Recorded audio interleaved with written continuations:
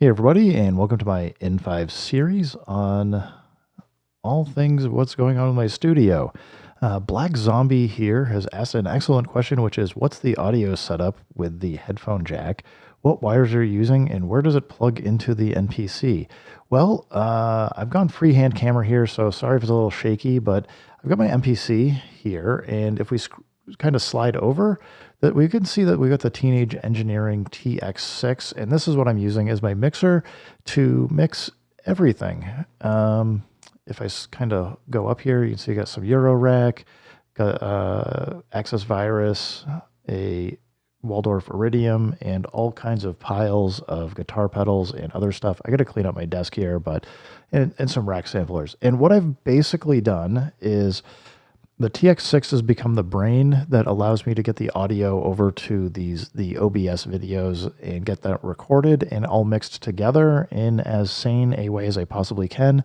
And it's this little magic box. I got this from Dig Dug DIY over on Etsy. But basically, what it does is it takes the TRRS format signal, which you would have like on your iPhone or whatever. So you get those like the headphones that have a microphone built in, and it allows me to basically take this input jack here on the TX6 and get basically a seventh input for the microphone.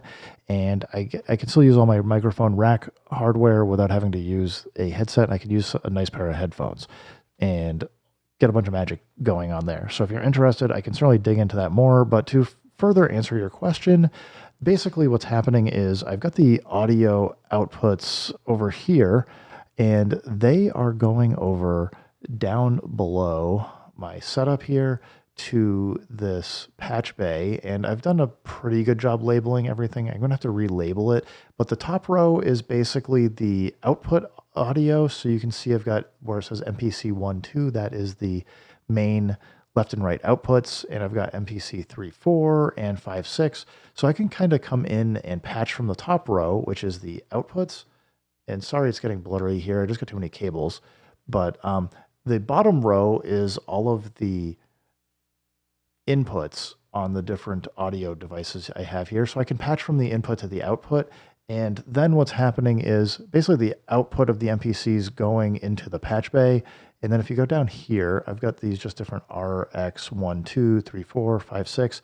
Those are just the receives that are on the TX6. So it allows me to really quickly patch things that I want to go into a mixer, or I can patch them to, for example, the guitar pedals.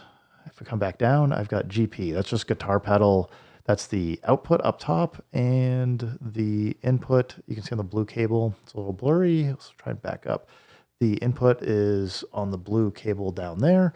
And again, that just allows me to quickly just route stuff around the studio setup, whether I want to use Eurorack or things on the SP404 Mark II Iridium or the Access Virus. It allows me to kind of route things around real quick.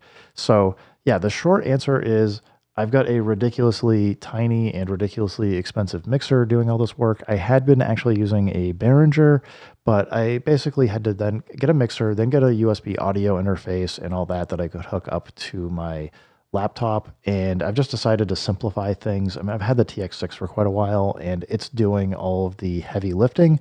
I do have to worry about from time to time USB audio ground loop issues, which drive me nuts, but that is a price I have apparently been willing to pay while trying to kind of get my studio situated and try and reduce and limit the amount of gear that I've got and trying to keep it on one desk.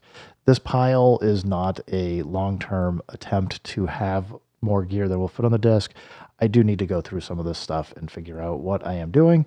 The last thing I will say for folks that are just curious, because I haven't talked about this much before, but you can see like there's a lot of ambient light coming out. And as I kind of go up, I know it's going to kind of rotate a little bit here for the camera, but as I go up, you can see it goes away. If you're curious why it's going away, I have basically put a tent of a blanket over the top when I have the phone mounted. And why I am doing that is it's keeping the light bouncing off of the ceiling and reflecting and making it hard to see these screens. And it's making it much more visible, but it's a little weird, can feel a little cramped and stuff. But anyway, man, Thank you for the question. I hope that this helps out some folks that might be curious, kind of like how I have things set up or why I've done certain things. Happy to dig into it more if people have questions, and I'm happy to give some answers. Anyway, everybody, thanks for stopping by. Keep making music, keep having fun. Remember, if it sounds good, it is good, and peace.